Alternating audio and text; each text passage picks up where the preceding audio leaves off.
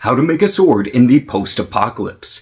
I've seen plenty of videos like this that have like an AI generated character, ChatGPT generated script, and they're all just wrong.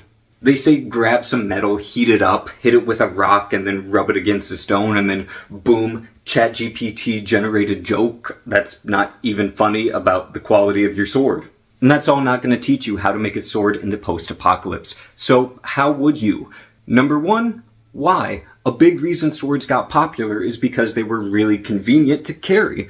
If you're not focused entirely on that point and just want something for combat, then like a spear, a knife, a club, a hammer, an axe, they're all going to be probably better for you and significantly easier to make. Number two, you can't just grab any metal and then make a sword out of it. Different steels have different qualities, each requiring different heatings and would have different mechanical properties on your blade, etc. Luckily, a lot of tools are 1045 steel, so they could work for a blade, but then if you use this, you don't have a hammer anymore.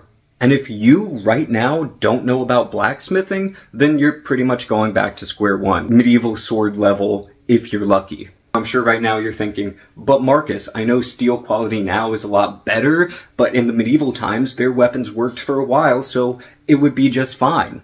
Listen to me, they were working on 1,000 years of metallurgical experience. You don't have that.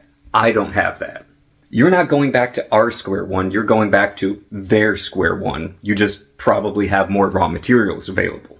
Well, maybe you'll be square two after watching this video, because the next point, the fire, you're not going to be able to just throw metal on a fire and have it work. It needs to be a hot enough fire in order to work the metal, in order to get it red hot, in order to get it malleable with a hammer. Hammerable.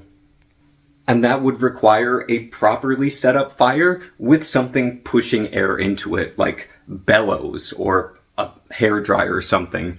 You need more than just fire in order to make that. And then once you're done heating that up and then making a blade shape out of it, you need to quench and then you need to temper. I would get into specifics in this video, but those specifics would be dependent on the exact type of steel, which you don't know. So this would be a lot of guesswork. And then you gotta sharpen it, which would take a long time without tools, but it's good to remember that the more time you spend shaping the blade into like an edge shape, that's saving you time on the sharpening step because it's thinner, but then that might have some issues with quenching. It's complicated. And that's really the thing. You want a sword, it's not gonna be easy. It's gonna be a lot of trial and error. This isn't something that you do if you're in need of a weapon right now. This is like post-apocalyptic stuff when you're already established.